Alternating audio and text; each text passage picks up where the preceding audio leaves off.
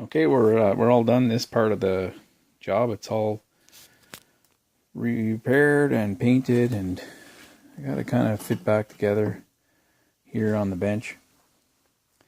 I had to take a swing by visit the Princess at Princess Auto, and I picked up these little magnetic trays for sockets.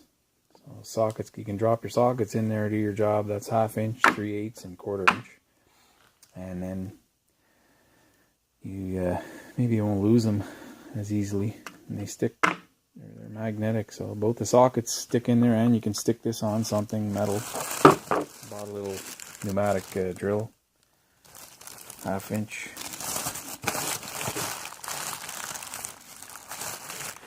Air drill. What I was really going to get was, oh yeah, I bought this little wire brush. I think I'm going to try use a brass wire brush.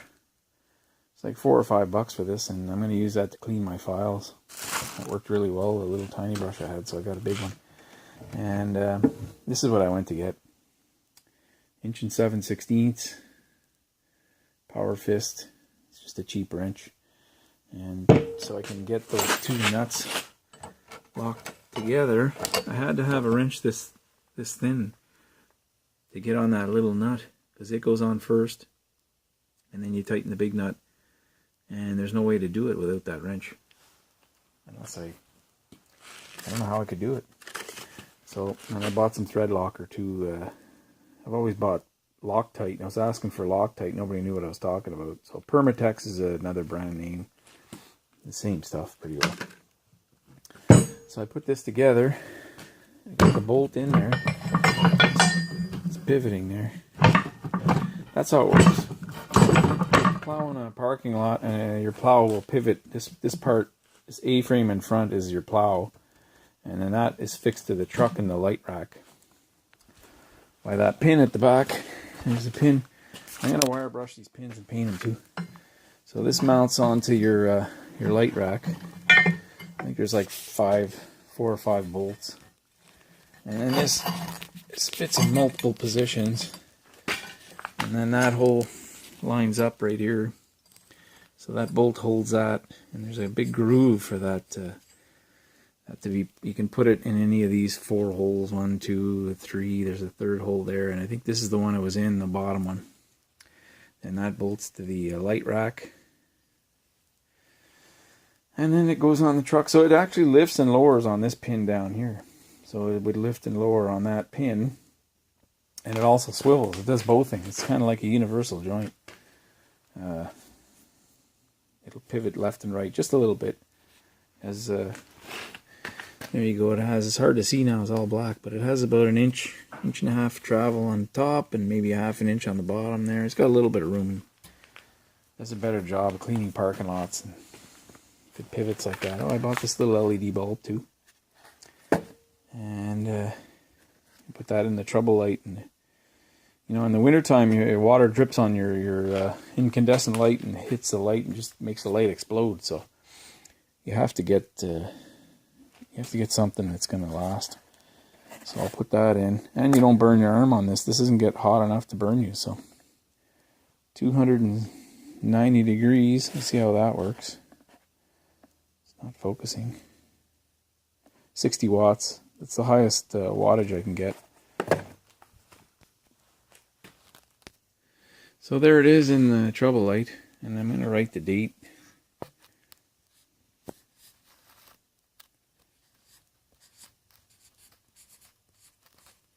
Just to see how long that lasts.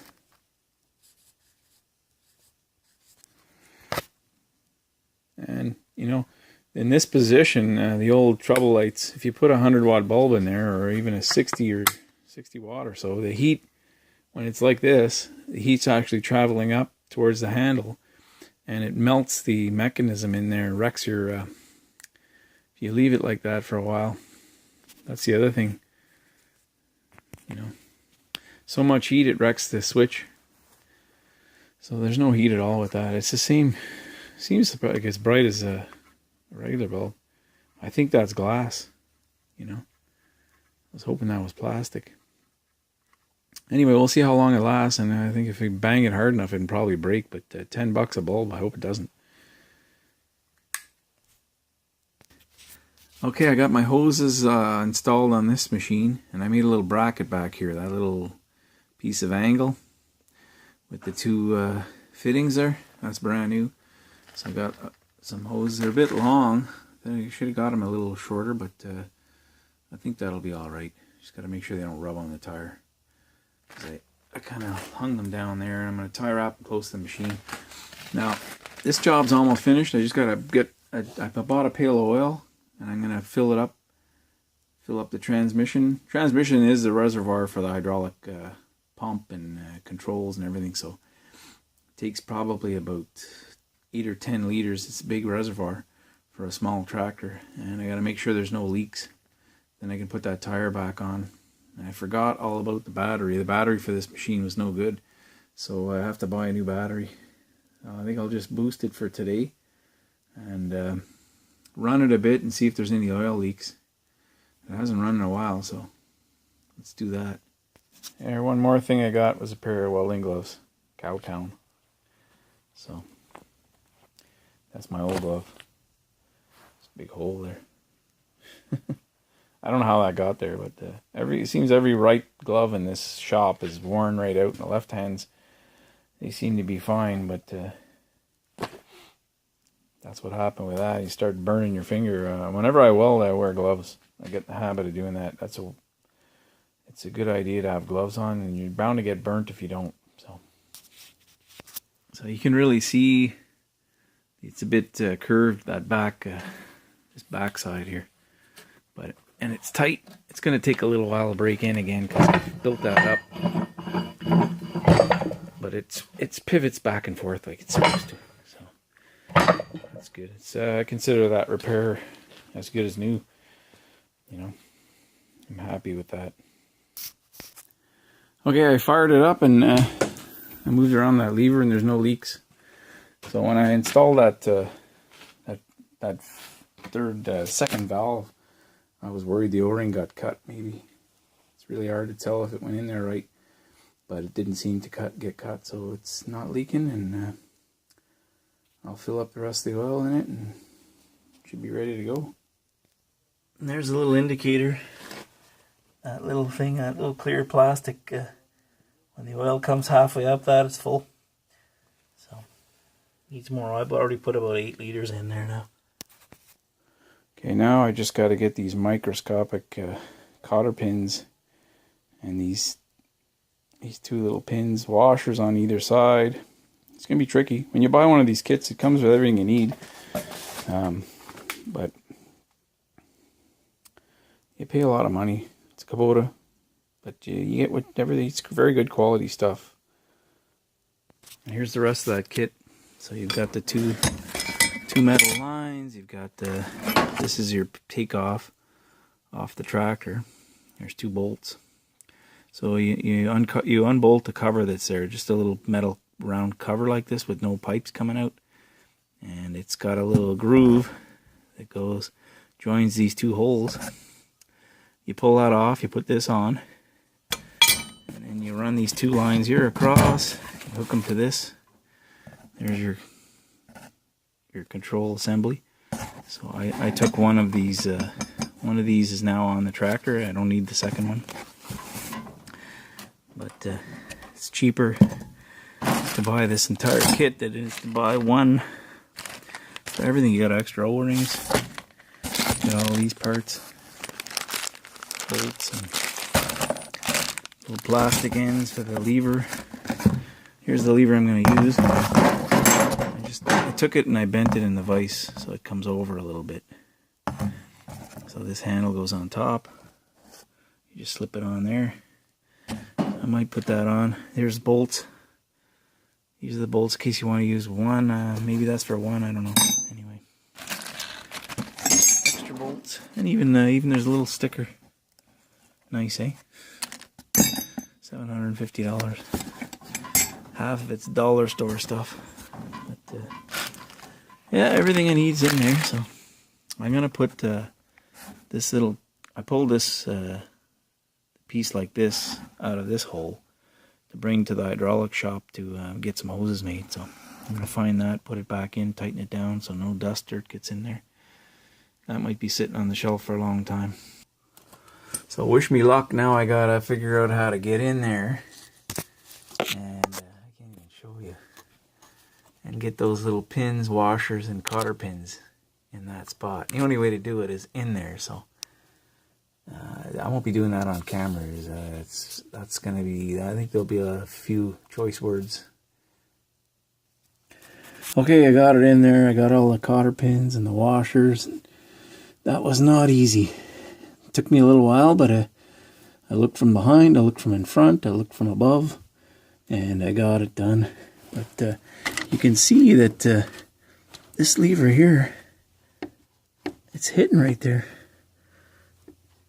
So I don't know if it's getting the full travel. I think it is, but it seems like it's not quite getting the full travel. This one is made different. This is the original lever here. It's about ½ an inch. If you look at it there, it's about ½ an inch behind. This one's ½ an inch behind the other one. I don't know why it's made different. So from the top side now, you can see it's pretty dark in here. I'll get the trouble light.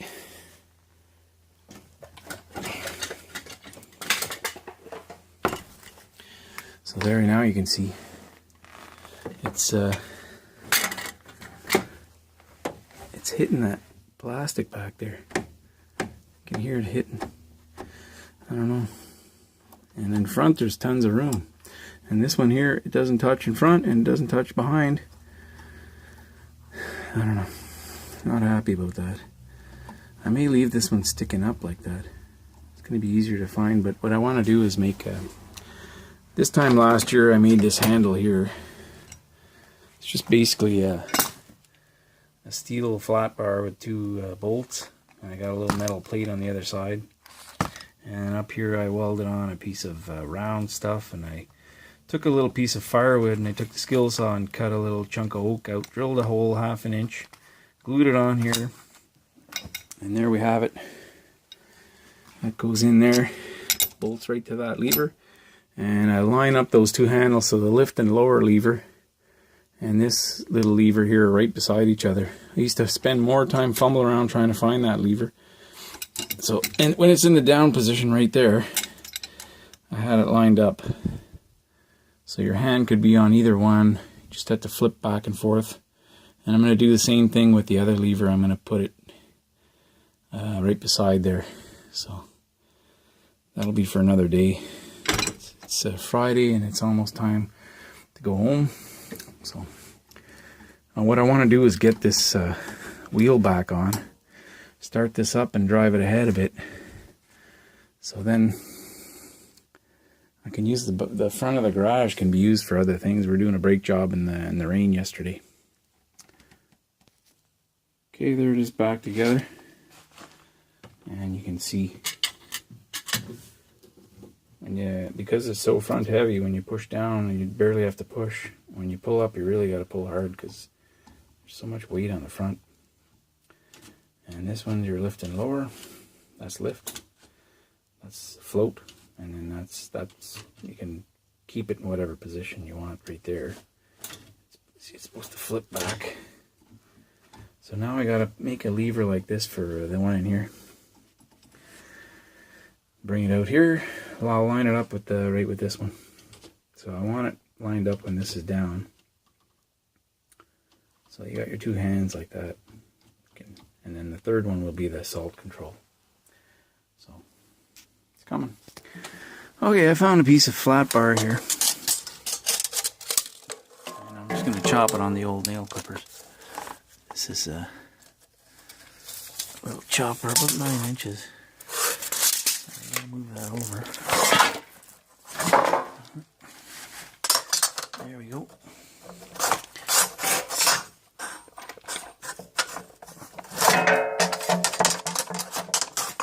It's tricky to do this with one hand.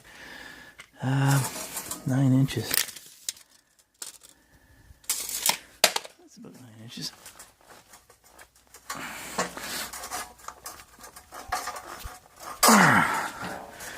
Need two hands. Okay, I did it. I may have to trim it again.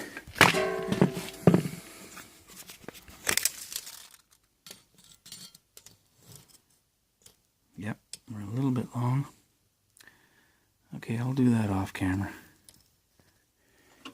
Okay, that's a 932 bit, so 832 is a quarter, so it's a hair bigger. I'm going to use 1/4 inch bolts. So let's just drill 2 random holes.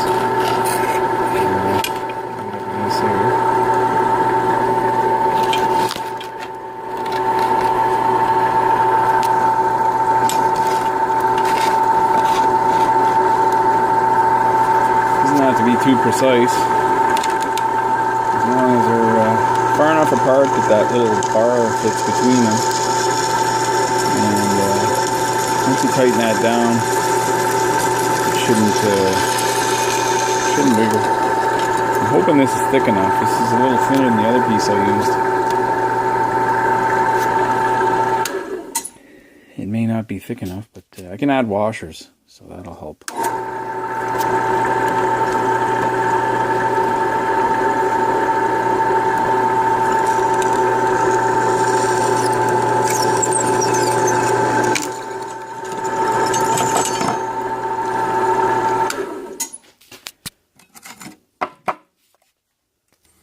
Okay, so that's made. Now I just got to weld a little round piece like that. Weld a little bar up, and then I'm going to have to do the unthinkable. I'm going to have to do a little woodworking again, glue a handle on there. So that's next. Okay, I would say that's pretty good. I'm going to get the, I just happened to buy a bottle of argon CO2 mix today. I ran out the other day and I had to finish up with the stick welder. So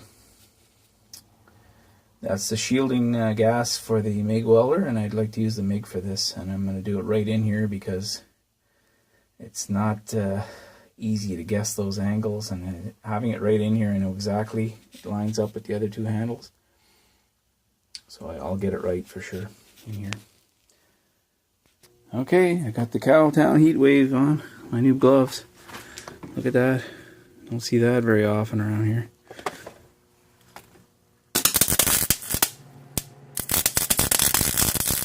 I'm just gonna I'll try tacking it together and then pull it out and finish the weld.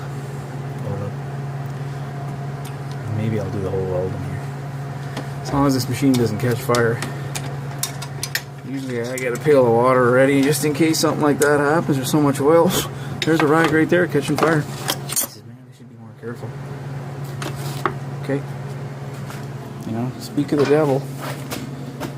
Oil everywhere. Yeah, anyway. Be really careful when you're welding. I almost always have a pail of water and a fire extinguisher and ready to go when I'm doing this.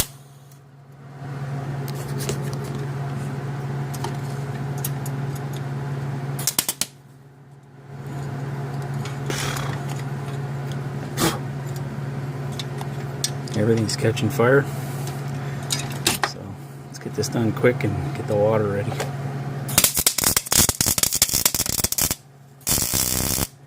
That's it. I'll do the rest of my welding outside. I've been warned. So that's on there now.